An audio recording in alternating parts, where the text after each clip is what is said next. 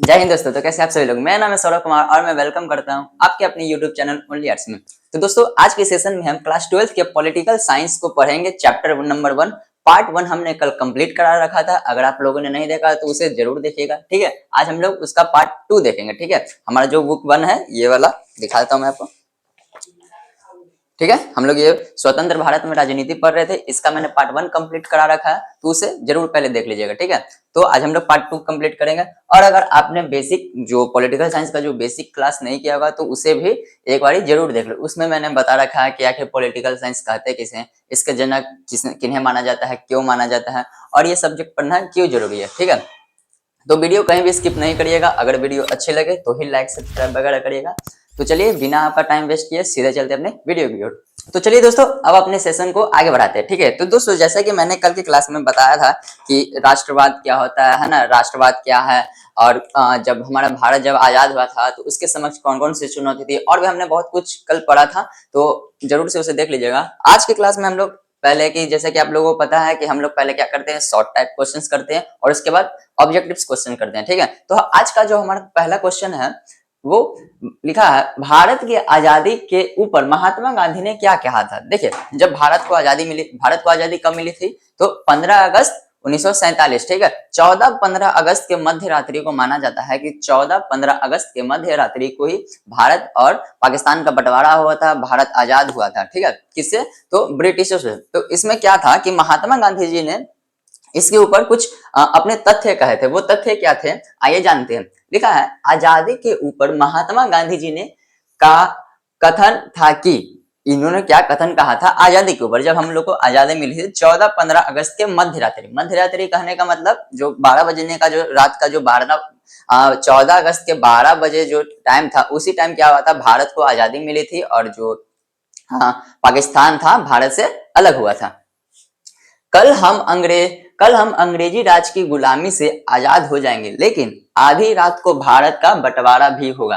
क्या था ये, 14 तारीख को महात्मा गांधी जी का ये जो तथ्य था, इन्होंने 14 तारीख को ये बात बोली कि कल हम लोग क्या होंगे, कल हम क्या होंगे, कल हम अंग्रेजी राज कहने का मतलब जिनके हम गुलाम थे, ब्रिटिश, ठीक है। अंग्रेजी राज की गुलामी से आजाद हो जाएंगे, हम लोग क्या हो जाएंगे, आजाद हो जाएंगे, लेकिन आधी रात को भारत का बंटवारा भी होगा। 14-15 अगस्त के मध्य रात्रि को क्या होगा, तो भारत का बंटवारा होगा। भारत और पाकिस्तान दो भाग में बट गया था, इसलिए कल का दिन हमारे लिए खुशी का दिन होगा और गम का भी। इससे क्या था, गांधी जी क्या बोले थे कि कल कल क्या होगा, कल हम अंग्रेजी राज से आजाद हो जाएंगे, इसीलिए क्या होगा, कल खुशी का भी दिन होगा और गम का भी दिन था। दोस्तों इन सब में क्या था कि जैसे कि भारत आजाद हुआ तो सभी लोग जश्न मना रहे थे, लेकिन एक व्यक्ति को सबसे ज्यादा दुख था, वो थे महात्मा गांधी। महात्मा गांधी को यह कतई पसंद नहीं था कि भारत का बंटवारा हो। वो हमेशा बंधुत्व को वर्चस्व देते थे, हमेशा चाहते थे कि भारत में भाईचारा बना रहे। वो कभी भी इस तरह की हालत नहीं चाहते थे कि भारत का बंटवारा हो, है ना। वो सब हिंदू मुसलमान सभी को मानते थे कि सभी लोग समान रूप से रहे। कई लोग ऐसे होते हैं जो कि महात्मा गांधी को कई रूप में गलत मानते हैं, लेकिन देखिए महात्मा गांधी वो व्यक्ति थे कि जिनके बारे में पहले एक बार जान ले तब उनको जज किया जाए तो ज्यादा सही रहता है। आज के लोग क्या करते हैं, उनके बारे में कुछ ज्यादा खास नॉलेज उनको होता नहीं है और महात्मा गांधी को जैसे तैसे बोलते रहते हैं। देखिए किन्हीं को भी जज करिए, नो मैटर कि महात्मा गांधी, किसी को भी आप जज करिए तो पहले उसके बारे में पहले पूरी बात जानिए, उसके बाद ही जज करना चाहिए, है ना। तो ये था हमारा जो पहला क्वेश्चन था कि महात्मा गांधी जी ने क्या कहा था। इस समय देखिए ये कब का डेट भी लिखा हुआ, 14 अगस्त 1947। जब भारत को आजादी मिली तो सभी लोग जश्न मनाने में मग्न थे, पूरे जश्न, सभी तरह हल्ला हो रहा था, सभी तरह नाच गाना सहनाई वगैरह जो भी था सभी लोग सेलिब्रेट कर रहे थे। लेकिन एकमात्र गांधी जी ऐसे व्यक्ति थे जो कि कलकत्ता, पता है ना, वेस्ट बंगाल का, वहां पर वे बेचारे शोक मना रहे थे इस बात का कि भारत का बंटवारा, वो कभी भी नहीं चाहते थे कि भारत का बंटवारा हो, ठीक है। तो इसीलिए वो कलकत्ता में, अब यहाँ पे बात है कि वो जब सारा देश जश्न मना रहा था तो वो कलकत्ता में क्या कर रहे थे, तो देखिए बताते हैं आपको, यहाँ पर ड्रॉ करते थोड़ा सा। यहाँ पर ये हमारा, मान लीजिए ये हमारा भारत, ये हमारा है भारत, मान लीजिए ये हमारा भारत है, और इस साइड में जो पाकिस्तान वाला एरिया है, और इस साइड में क्या पड़ता था, ये बंगाल, ये क्या, ये मेरा बंगाल है, ठीक है। बंगाल क्या था, दो पार्ट में डिवाइड था, ठीक है, दो पार्ट में डिवाइड था। इधर वाले का नाम था पूर्वी बंगाल और इधर वाले पार्ट का नाम था पश्चिमी बंगाल, पश्चिमी बंगाल। और ये तो हमारा पाकिस्तान था, पाकिस्तान। देखिए पूर्वी बंगाल को जब भारत का बंटवारा हुआ तो इस समय क्या हुआ था, पूर्वी बंगाल और पश्चिमी बंगाल, ठीक है। यहाँ पर जो पूर्वी बंगाल में ना मुसलमान लोग बहुत ज्यादा रहते थे और जबकि पश्चिमी बंगाल में हिंदू लोग की संख्या ज्यादा थी। तो जब भारत का बंटवारा हुआ तो कल की क्लास में मैंने जैसे बताया था कि जैसे ही बंटवारा हुआ तो कई लोग इधर जा रहे थे, कई लोग इधर उधर से इधर आ रहे थे, मार धाड़ भी बहुत हुआ था, ठीक है। तो क्या हुआ था, इन दोनों क्षेत्रों के बीच, पूर्वी बंगाल और पश्चिमी बंगाल दोनों राज्यों, दोनों क्षेत्रों के बीच क्या हुआ था, लड़ाई छिड़ गया था, जिसको बचाने के लिए, जिसमें समझौता करने के लिए गांधी जी कलकत्ता गए थे। फिर भी वहां की हालत नहीं सुधर रहे थे, तो जिस कारण से गांधी जी ने वो फास्टिंग पे अनशन पर बैठे थे, तब जाकर के रुका था, ठीक है। तो ये जहाँ पे माना जाता है कि सारा देश जश्न मनाने में लगा हुआ था, तो एकमात्र गांधी जी वो व्यक्ति थे जो कि इस चीज को शोक मना रहे थे कि भारत तो आजाद हुआ लेकिन क्या हुआ, किसका बंटवारा हुआ, ठीक है। आई होप यहाँ तक आपको कोई प्रॉब्लम नहीं हुई होगी। पूर्वी बंगाल को ही आज हम बांग्लादेश के नाम से जानते हैं, जैसा कि आपको पता होगा। पूर्वी बंगाल, ये जो बंगाल था जो कि भारत के पूर्वी साइड में पड़ता है, देखिए यहाँ पर मान लीजिए ऐसा भारत है हमारा, यहीं पे दो पार्ट में बटा हुआ था, ठीक है। एक था पश्चिमी बंगाल, ये था पूर्वी बंगाल, पूरब बंगाल, और ये था मेरा पश्चिम बंगाल, ठीक है। ये था पश्चिम। तो यहाँ पर ये जो क्षेत्र में थे ना, मुसलमानों की संख्या बहुत ही अधिक थी और इस साइड में फिर पाकिस्तान था, इधर भी मुसलमानों की संख्या बहुत ही अधिक थी, ठीक है। तो अब आगे की ओर चलते हैं, जैसे जैसे आगे टॉपिक आएगा मैं आपको सब क्लियर करता जाऊंगा, इस सब में ज्यादा टेंशन नहीं लीजिएगा, ठीक है। चलिए इसके बारे में विस्तार से पढ़ेंगे, कैसे कैसे जो भारत के दोनों जो क्षेत्र थे, कैसे पाकिस्तान बना, कैसे बांग्लादेश बना, है ना, सभी को बारी बारी से जानेंगे। आई होप इसमें कोई प्रॉब्लम नहीं होगी। सेकंड क्वेश्चन में आते हैं। सेकंड क्वेश्चन में क्या है, द्वि राष्ट्र सिद्धांत से आप क्या समझते हैं। देखिए राष्ट्र का मैंने कल क्या बताया था, राष्ट्र मतलब क्या होता है, देश। राष्ट्र का मतलब देश, राष्ट्र का मतलब क्या था, देश। और द्वि का मतलब दो, द्वि का मतलब दो, है ना। तो इसका मतलब क्या, दो देश सिद्धांत से आप क्या समझ, मतलब दो देशों का सिद्धांत क्या था, ठीक है। ये क्वेश्चन बहुत ही इंपॉर्टेंट है, ये वीवीआई भी आप कर सकते हैं। क्वेश्चन ये हमेशा ही पूछा जाता है कि द्वि राष्ट्र सिद्धांत से आप क्या समझते हैं या द्वि राष्ट्र सिद्धांत क्या है। तो आइए समझते हैं। लिखा है 14-15 अगस्त के मध्य रात्रि को, 14-15 अगस्त, ठीक है, 14-15 अगस्त के 14-15 अगस्त 1947 के मध्य रात्रि को एक नहीं बल्कि दो राष्ट्र भारत और पाकिस्तान अस्तित्व में आए। सिर्फ भारत ही आजादी नहीं, भारत से एक और जो बट करके अलग हुए थे उसका नाम क्या था, पाकिस्तान, जो कि 14-15 अगस्त 1947 के मध्य रात्रि को ही अस्तित्व में आए थे। दोनों अस्तित्व में आए थे कब, 14-15 अगस्त 1947 को। माना जाता है कि पाकिस्तान को आजादी कब मिली, तो 14 अगस्त 1947 को, और भारत को आजादी कब मिली, तो 15 अगस्त 1947 को। ये चीज ध्यान में रखिएगा, कंफ्यूजन वाला चीज है थोड़ा। ब्रिटिश इंडिया को भारत और पाकिस्तान के रूप में बांट दिया गया। ब्रिटिश इंडिया, देखिए ब्रिटिश इंडिया यहाँ पर कहने का क्या मतलब होता है, मैं आपको जहां पर डाउट लगेगा खुद ही बता दूंगा कि किसका मतलब क्या होता है, कहीं भी कोई भी ऐसा वर्ड नहीं होना चाहिए कि जिसमें आपको डाउट हो। ब्रिटिश इंडिया, देखिए ब्रिटिश इंडिया कहने का मतलब जो हमारा भारत है ना, कि पूरे भारत में जहां जहां पर अंग्रेजों का हुकूमत था, मान लीजिए कुछ क्षेत्र यहाँ है, कुछ क्षेत्र यहाँ है, तो जितना भी क्षेत्र था भारत का जहां पर ब्रिटिश लोग थे, ठीक है, जहां पर ब्रिटिश लोग का दबदबा था, उसे ही ब्रिटिश इंडिया कहा गया, ठीक है। तो ब्रिटिश इंडिया को भारत और पाकिस्तान के रूप में बांट दिया गया। ये जो इंडिया था इसको क्या बांट दिए गए, एक तरफ चल गया पाकिस्तान और ये हमारा रह गया हिंदुस्तान, ठीक है। ये हमारा हिंदुस्तान, ये हमारा पाकिस्तान बन गया, ठीक है। यही लिखा हुआ, ब्रिटिश इंडिया को भारत और पाकिस्तान के रूप में बांट दिया गया। जो कि पूरा इंडिया था उसको दो पार्ट में बांट दिया गया, एक था भारत और एक था पाकिस्तान। मुस्लिम लीग ने, देखिए ये मुस्लिम लीग क्या है, मुस्लिम लीग एक मुसलमानों की संस्था थी, क्या थी, संस्था, एक संस्था थी जिसके हेड जो थे मुसलमान लोग ही थे। मुसलमानों ने अपने हित के लिए एक संस्था बनाई थी जिसका नाम था मुस्लिम लीग। ये क्या था, संस्था, मुसलमानों की एक संस्था, मुस्लिम संस्था, मुस्लिम संस्था, नाम से ही पता चल रहा, मुस्लिम लीग मतलब मुस्लिम संस्था, एक मुस्लिम संस्था थी जिसकी स्थापना कब हुई थी, 1906 में। कब हुई थी, तो 1906 में। मुस्लिम लीग ने द्वि राष्ट्र सिद्धांत कब लिखा था? 1940 मोहम्मद अली जिन्ना की बात प्रस्तुत की। देखिए मोहम्मद अली जिन्ना नामक एक व्यक्ति थे, ठीक है, जिन्होंने 1940 में मुस्लिम, क्योंकि वो मुस्लिम लीग के अध्यक्ष ये थे, ठीक है, उन्हीं के नेतृत्व में ये द्वि राष्ट्र सिद्धांत की मांग कही थी। कई बार ऑब्जेक्टिव में पूछा जाता है कि द्वि राष्ट्र सिद्धांत का प्रतिपादक किसे माना जाता है, या द्वि राष्ट्र सिद्धांत की मांग किसने की थी। अगर संस्था में पूछे तो मुस्लिम लीग, अगर लेकिन व्यक्ति में पूछ दे तो क्या बोलना है हमें? मोहम्मद अली जिन्ना। कब मानी गई थी, कब मांग ये बात की गई थी द्वि राष्ट्र सिद्धांत यानी दो देश की बात कब की गई थी? तो 1940 में, ठीक है। कौन मांगा था? मोहम्मद अली जिन्ना। आगे आते हैं। इस सिद्धांत के अनुसार भारत किसी एक कौम, कौम का मतलब देखिए, ये कौम का मतलब होता है धर्म। कहीं कहीं आप जब किताब पढ़िएगा तो उसमें दिखेगा कौम, तो कंफ्यूजन नहीं होना है। कौम का मतलब क्या होता है? धर्म। इस सिद्धांत के अनुसार भारत किसी एक कौम का नहीं बल्कि हिंदू और मुसलमान, हिंदू और मुसलमान दोनों कौमों का देश है। दोनों कौमों का क्या देश है? देखिए हमारा जो भारत है एक धर्म निरपेक्ष देश है, ठीक है, जहां पर हर एक धर्म के व्यक्ति रहते हैं स्वतंत्र रूप से, ठीक है। लेकिन अगर प्रमुख रूप से पूछा जाए कि कितने धर्म हैं भारत में, तो प्रमुख तो दो ही हैं, एक हिंदू एक मुसलमान। तो यहीं पर बात बोला गया है कि इस सिद्धांत के अनुसार, मतलब द्वि राष्ट्र सिद्धांत के अनुसार भारत किसी एक धर्म का नहीं बल्कि दो धर्म, हिंदू और मुसलमान दोनों का देश है। इसलिए मुस्लिम लीग ने मुसलमानों के लिए एक अलग देश पाकिस्तान की मांग की।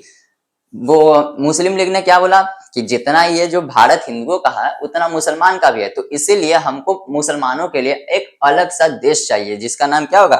पाकिस्तान। क्या होगा? पाकिस्तान। पूछा जाता है कि बताइए पाकिस्तान की मांग किसने की थी? तो अगर संस्था में आए तो मुस्लिम लीग, और व्यक्ति में अगर पूछा जाए तो मोहम्मद अली जिन्ना। इनको ध्यान में रखिएगा। कौन? मोहम्मद अली जिन्ना। मोहम्मद अली जिन्ना जिसे अंततः स्वीकार कर लिया गया। फिर क्या हुआ? कुछ बहुत से ऐसे लोग थे जो इसके विरोध में थे, लेकिन इंड में क्या होता है कि द्वि राष्ट्र सिद्धांत को मान लिया जाता है। मतलब कि भारत और पाकिस्तान का बंटवारा करने का बात फाइनल हो जाता है, डन दे दिया जाता है कि जाइए आप पाकिस्तान ले लीजिए। तो इस प्रकार से क्या हुआ था? भारत बट गया था। पहले अखंड भारत था जो कि बटा हुआ नहीं था। फिर क्या हुआ? भारत खंडित हो गया। भारत एक बन गया हमारे हिंदुओं के लिए हिंदुस्तान और मुसलमानों के लिए पाकिस्तान। मेन था जो मुसलमानों के लिए तो पाकिस्तान बनाया गया, लेकिन भारत की रचना इस प्रकार से हुई कि जिसमें ये बिल्कुल भी नहीं कहा गया कि यह सिर्फ किसी विशेष धर्म के लिए, बल्कि कहा गया कि हमारा जो भारत है वो एक धर्म निरपेक्ष राष्ट्र रहेगा जहां पर हर एक धर्म के लोग रह सकते हैं। तो आप लोग देखते होंगे कि हमारा जो भारत है अभी के भी टाइम में, तो यहाँ पर हर धर्म के लोग रहते हैं, वो भी पूरी आजादी से, पूरे समानता से, है ना। उसके उनके बीच में किसी भी प्रकार की कोई भी भेदभाव नहीं होती है। तो दोस्तों ये था हमारा दोनों क्वेश्चन। आई होप आपको इसमें कोई प्रॉब्लम नहीं हुई होगी। तो चलिए अब अपने सेशन को आगे बढ़ाते हैं।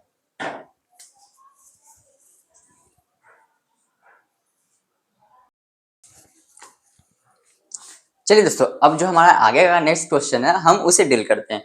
तो हमारा आगे अगला क्वेश्चन है, भारत विभाजन की प्रक्रिया तथा उसके परिणाम बताएं। देखिए भारत का किस प्रकार से विभाजन हुआ, क्या प्रक्रिया थी, क्या प्रोसेस थी, वो बताया जाएगा, और उसके परिणाम रिजल्ट क्या आया उसके बदले में। जो भारत का जब बंटवारा हुआ तो आखिर क्या परिणाम निकला है, तो ये जाने। तो देखिए विभाजन की प्रक्रिया मतलब क्या, विभाजन किस प्रकार से हुई थी भारत की, वो समझते हैं। क्या लिखा है? फैसला हुआ कि अब तक जिस भूभाग को इंडिया के नाम से जाना जाता था, जो जिस भूभाग को, हमारे जो भारत है, जिस भूभाग को या क्या कहा जाता था, तो इंडिया कहा जाता था। हमारे भारत को क्या कहा जाता था? इंडिया कहा जाता था। उसे अब भारत और पाकिस्तान नाम के दो देशों के बीच बांट दिया गया। क्या, जिस भूभाग को, जिस धरा को क्या कहते थे, तो इंडिया कहते थे। वो क्या हुआ? अब दो देशों में बट गया था, एक का नाम भारत और एक का नाम पाकिस्तान, ठीक है। तय किया गया कि बहुसंख्या कहने का मतलब होता है जिसकी संख्या सबसे अधिक हो, ठीक है। धार्मिक बहुसंख्या को विभाजन का आधार बनाया गया। देखिए भारत का जो विभाजन था वो किस आधार पे था? तो धर्म के आधार पे। किस आधार पे था? तो धर्म के आधार पे। इसके अंतर्गत जिन इलाकों में मुसलमान बहुसंख्यक थे उसे पाकिस्तान बनाया गया तथा शेष भाग भारत कहलाए। इसके अंतर्गत क्या हुआ था कि धर्म को बनाया गया था कि भारत का विभाजन किस प्रकार से होगा, तो धर्म को माना गया था। जहां पे हिंदुओं की संख्या अधिक हो वहां पे हिंदुस्तान का निर्माण कर दिया गया, जहां पे मुसलमान की संख्या अधिक हो वहां पे मुसलमानों के लिए क्या कर दिया गया, पाकिस्तान। जैसे कि समझिए, ये मान लीजिए ये हमारा भारत है, ठीक है। तो मुसलमानों का दो जगह माना जाता है कि मुसलमानों की बहुसंख्या थी, दो जगह सबसे अधिक। एक था इधर, ये वाला इलाका में था, बहुत ज्यादा नीचे चल गया, इसको ऊपर में मरे, बस मानना है, ये था ऊपर में, और एक था इस साइड में, ठीक है। ये दोनों जो जगह था ये क्या था, मुसलमानों के लिए था। यहाँ पे मुसलमान है, तो देखिए मुसलमान सभी जगह थे, ठीक है, कुछ ना कुछ सभी जगह थे, लेकिन यहाँ पे क्या बोला जाए, बहुसंख्या, यानी कि जिस क्षेत्र में मुसलमानों की संख्या बहुत ही अधिक हो, तो ऐसे दो क्षेत्र थे। एक था हमारा भारत के पश्चिम साइड, एक था हमारे भारत के पूर्वी साइड, ठीक है। तो इन दोनों को क्या बना, इसके अंतर्गत क्या हुआ था कि जिन इलाकों में मुसलमान बहुसंख्या, जिन इलाकों में क्या था, एक इलाका ये मुसलमानों का, एक इलाका ये मुसलमानों का बहुसंख्या था, तो क्या इसे बना दिया गया था, तो पाकिस्तान बना दिया गया था। अब यहाँ पर देखिए, यहाँ पर भी मुसलमानों की संख्या बहुत अधिक थी और यहाँ पर भी मुसलमानों की संख्या बहुत अधिक थी। तो क्या किया गया, अब दिमाग लगाया गया कि अब क्या करें, क्योंकि देखिए बहुत ही दूर ना फैला हुआ है, बीच में आता है इतना शेष भारत है जो हमारा, यहाँ पर ज्यादा मुसलमान नहीं रहते थे। ज्यादा मुसलमान कहाँ रहते थे, तो एक पश्चिम साइड, एक पूरब साइड। तो क्या किया गया, इन दोनों को ही पाकिस्तान बना दिया गया। क्या किया गया, इन दोनों को ही पाकिस्तान बना दिया गया। आपने सुना होगा, एक का नाम था पश्चिमी पाकिस्तान, पश्चिमी पाकिस्तान है ना, और दूसरा का नाम था पूर्वी पाकिस्तान। क्या था, पूर्वी पाकिस्तान। तो देखिए पूर्वी पाकिस्तान किसे कहा गया, इस साइड, जो इस साइड में उसे क्या कहा गया, तो ये पूर्वी पाकिस्तान। और पश्चिमी पाकिस्तान जो भारत के पूर्वी साइड में जिस पाकिस्तान का निर्माण किया गया उसे पूर्वी पाकिस्तान, और भारत के पश्चिम में जिस पाकिस्तान का गठन किया गया था उसे पश्चिमी पाकिस्तान।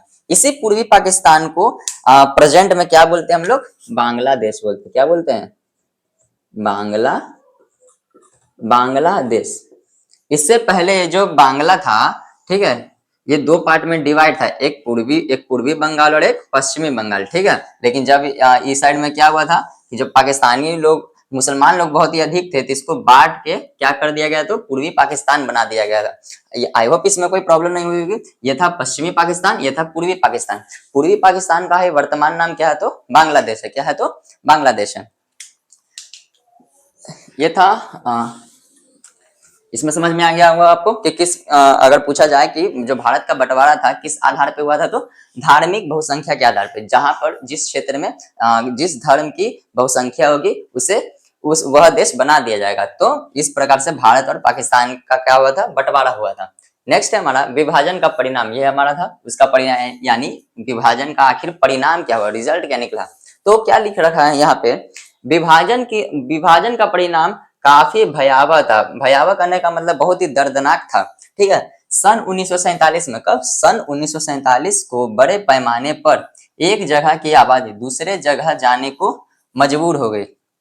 1947 में भारत और पाकिस्तान का जब विभाजन हुआ था, तो देखिए जो पूरा जो भारत था, भारत और पाकिस्तान तो पहले एक ही था, तो बहुत से हिंदू पाकिस्तान जो अभी वर्तमान में पाकिस्तान में है वहां पर भी रहते थे और बहुत सारे पाकिस्तानी मुसलमान लोग भारत में रहते थे। तो क्या हुआ, एक डेट फिक्स कर दिया गया, ठीक है। बोला गया कि इस डेट के अनुसार, वो डेट जब आगे हम पढ़ेंगे तो जानेंगे, ठीक है, वो डिफाइन कर दिया गया कि इस डेट के अंदर में जो भी लोग पाकिस्तान जाना चाहते हैं वो पाकिस्तान चले जाइए, जो भी लोग पाकिस्तान से भारत आना चाहते हैं वो भारत आ जाइए, ठीक है। तो उस दौरान क्या हुआ था, लोगों के बीच ना आपस में वो सामुदायिक दंगे होने लगे थे, ठीक है। आगे देखिए यहाँ पे लिखा हुआ, धर्म के नाम पर एक समुदाय के लोगों ने दूसरे समुदाय के लोगों को बेरहमी से मारा। हिंदू मुसलमान को मारा, मुसलमान हिंदुओं को मारा। तो इस प्रकार से लोगों के बीच बहुत ही भयावह स्थिति हो गई थी उस टाइम, दर्दनाक स्थिति हो गई थी उस समय। विभाजन के कारण लगभग 80 लाख लोग बेघर हो गए थे। जब विभाजन हुआ था भारत और पाकिस्तान का, तो लगभग 80 लाख व्यक्ति, सोचिए कितना बड़ा अमाउंट है, 80 लाख व्यक्ति। ये तो सिर्फ ऐसे ही बताया जा रहा है, इसका कोई डाटा भी नहीं है, एक अनुमान के अनुसार बताया जा रहा है कि 80 लाख व्यक्ति क्या होते, बेघर हो गए थे। और क्योंकि देखिए जो लोग रह रहे थे पहले से, जो जिनका फिक्स घर था उन सबका घर अलग अलग हो गया था, तो इसलिए बोला गया 80 लाख लोग क्या हो गए थे, तो बेघर हो गए थे, तथा 5 से 10 लाख लोगों की मृत्यु हो गई थी। सोचिए कितना बड़ा अमाउंट है। सिर्फ विभाजन का यह परिणाम था कि क्या हुआ था कि सभी लोग क्या होते, धर्म के आधार पर सभी लोग आपस में लड़ने लगे थे। 80 लाख लोग क्या हुए थे, अपने घर से बेघर हो गए थे, और 5 से 10 लाख लोगों की मृत्यु हो गई। सोचिए, जो लोग परमानेंट वहां से रह रहे थे, एक टाइम आता है जब आपको बोला जाता है कि नहीं, यहाँ से आप घर छोड़कर और जाइए। सोचिए उस समय कैसा लगा होगा उन लोगों को। तो ये था विभाजन की प्रक्रिया, मतलब विभाजन किस प्रकार से हुआ था और विभाजन का परिणाम क्या हुआ था। विभाजन का आधार क्या था, तो धर्म था। जिस क्षेत्र में जिस धर्म के लोग ज्यादा होंगे उसे वो देश दे दिया जाएगा। ठीक है, तो इस प्रकार से इस साइड बन गया था हमारा पश्चिमी पाकिस्तान, और इस साइड हमारा पूर्वी पाकिस्तान।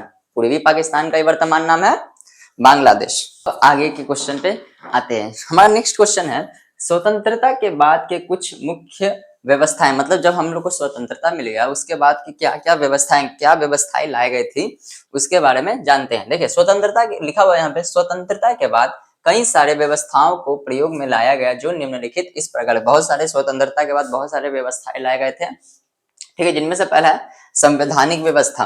ठीक है, इसमें लिखा है हर राष्ट्र का अपना संविधान होना चाहिए जो वहां के जनता के अनुकूल हो। सबसे पहले क्या हुआ था, तो यहाँ पर एक संविधान की रचना हुई थी जो कि किसके अनुकूल थी, तो यहाँ के जनता के अनुकूल। ठीक है, सेकंड हमारा राज्य निर्माण। आजादी के बाद कई राज्य अस्तित्व में आए। जब हम लोग को आजादी मिला तो आपको पता होगा कि बहुत सारे राज्यों का निर्माण हुआ था, जिसमें से थे सबसे पहला था आंध्र प्रदेश, फिर नागालैंड, ऐसा ऐसा करके बहुत सारे ऐसे राज्य थे। जब आगे के क्लास में हम लोग पढ़ेंगे तो इसके बारे में विस्तार से जानेंगे। ठीक है, थर्ड हमारा सामाजिक व आर्थिक न्याय। ऐसी व्यवस्थाएं लाई गई जिससे समाज में रहने वाले सभी लोगों का समान विकास हो। देखिए, जब विभाजन हुआ था तो उस समय बहुत से ऐसे लोग थे जो कि पिछड़ गए थे, पूरी तरह से भी गरीबी रेखा के अंतर्गत में आ गए थे। तो उनके लिए बहुत सारी व्यवस्थाएं लाई गई। उसी समय क्या हुआ था, जो अभी हम लोग सुनते हैं आरक्षण यानी रिजर्वेशन, उसको अस्तित्व में लाया गया था। देखिए, आरक्षण क्यों लाया गया था, ताकि जो समाज के निचले तबके के लोग हैं जो कि पिछड़ चुके हैं उन्हें बराबरी में लाया जाए। ठीक है, जैसे कि मान लीजिए ये ए व्यक्ति है जो कि बहुत ही समृद्ध है, लेकिन ये बी व्यक्ति है जो कि इससे कम समृद्ध है, पिछड़ा हुआ, तो इसको समान लाने के लिए ही रिजर्वेशन का प्रयोग लाया गया था। ठीक है, तो ताकि जो रिजर्वेशन आरक्षण मिले, ताकि जो भी निचले तबके के लोग हैं वो भी एक समान समाज को एक समान रूप में रख सके, जिस कारण से उस टाइम क्या हुई थी, तो आरक्षण व्यवस्था आई थी। ठीक है, हमारा शिक्षा व कानूनी व्यवस्था। सरकार ने विभिन्न प्रकार के नीतियों का निर्माण किया जिससे शिक्षा व कानून के क्षेत्र में सुधार आए। फिर उसके बाद सरकार ने क्या किया कि बहुत सारे ऐसे नीति लाए थे जिसके अंतर्गत क्या हुआ था कि शिक्षा और कानूनी व्यवस्था को सुधारा गया था। नेक्स्ट है हमारा विदेश नीति। देखिए, राष्ट्र को ऐसी विदेश नीति बनाने की जरूरत पड़ी जो राष्ट्र के हित में। उसके बाद क्या होता था कि विदेश नीति बनाई गई थी। विदेश नीति किस प्रकार से बनाई गई थी, तो जो कि राष्ट्र के हित में हो। ठीक है, ये था हमारा 5 पॉइंट जो कि आजादी के बाद ये सारी व्यवस्थाएं लाई गई थी। तो दोस्तों, ये तो क्वेश्चन था। अब हमारा जो सेशन का लास्ट होगा ऑब्जेक्टिव क्वेश्चन, जैसा कि मैं रोज करवाता हूँ ऑब्जेक्टिव क्वेश्चन। जैसे जैसे आप लोग सॉल्व करें, 5, 10, 8, 9, 5 जितना भी हो ऑब्जेक्टिव ही याद करते रहे, देखते रहे, ताकि वो आपके माइंड में रहेगा, एक ही बार में प्रेशर नहीं पड़ेगा। इसलिए मैं रोज ऑब्जेक्टिव भी कराता हूँ। ठीक है, तो ऑब्जेक्टिव को मिस ना करें क्योंकि वो बहुत ही इंपॉर्टेंट ऑब्जेक्टिव्स होते हैं। तो चलिए चरण है उसमें चलते हैं। तो हमारा जैसे कि ऑब्जेक्टिव है, और ये जो भी मैं ऑब्जेक्टिव कराऊं इसे जरूर से ध्यान में रखें, क्योंकि ये वो ऑब्जेक्टिव्स होते हैं जो कि एकदम ही इंपॉर्टेंट होते हैं। ठीक है, इसलिए मैं रोज ही ऑब्जेक्टिव कराता हूं, ताकि आपको आपका जो भी आप पढ़े उसी, देखिए जो भी आप लोग अब तक पढ़े उसी से रिलेटेड कुछ कुछ ऑब्जेक्टिव क्वेश्चंस रहते हैं। इससे क्या होगा कि आप जो भी पढ़े अभी वो आपको दिमाग में रहेगा। ठीक है, तो चलिए आते हैं, हम अपने ऑब्जेक्टिव को कंप्लीट करते हैं। पहला क्वेश्चन है हमारा, मुस्लिम लीग ने द्विराष्ट्र सिद्धांत की मांग कब की थी। क्वेश्चन में मैंने लिखाया था ना, जब मैं मुस्लिम लीग पढ़ा रहा था तो बताया था मैंने आपको, मुस्लिम लीग ने द्विराष्ट्र सिद्धांत की मांग कब की थी, तो कब की थी, लिखेंगे सन 1940। ठीक है, सेकंड क्वेश्चन है, किस अधिवेशन के तहत द्विराष्ट्र की बात कही गई थी। किस अधिवेशन, तो लाहौर अधिवेशन। लाहौर अधिवेशन है ना, लाहौर अधिवेशन, समय समय पर यह अधिवेशन हुआ करता था। थर्ड क्वेश्चन हमारा, द्विराष्ट्र की मांग किसने की थी, लिखवाया था मैंने, द्विराष्ट्र सिद्धांत की मांग किसने की थी, तो मोहम्मद अली जिन्ना। मोहम्मद अली जिन्ना। ठीक है। पाकिस्तान के पहले प्रधानमंत्री, अब देखिए लोग इसमें फंसते हैं जब ये सुनते हैं कि मोहम्मद अली जिन्ना पाकिस्तान के व्यक्ति थे, इन्होंने पाकिस्तान की मांग की थी, तो लोग समझते हैं क्या कि यही पाकिस्तान के प्रथम प्रधानमंत्री थे। तो नहीं, यहीं पे लोग गलती करते हैं। तो पाकिस्तान के अगर पूछा जाए कि पाकिस्तान के पहले प्रधानमंत्री कौन थे, तो उनका नाम था लियाकत अली। क्या नाम था? लियाकत अली। क्या होता है कि सबको कंफ्यूज में रहता, सबको तो ये तो मोहम्मद अली जिन्ना, लियाकत अली ध्यान में नहीं रहता, लेकिन मोहम्मद अली जिन्ना ध्यान में रहता है। क्वेश्चन में देखें कि बताइए पाकिस्तान के प्रथम क्या थे, प्रधानमंत्री कौन थे, तो वो पट से लगा के आ जाएंगे मोहम्मद अली जिन्ना, जो कि आंसर होगा बिल्कुल wrong. Right answer Liaquat Ali होगा। ठीक है, नेक्स्ट क्वेश्चन है भारत कब आजाद हुआ?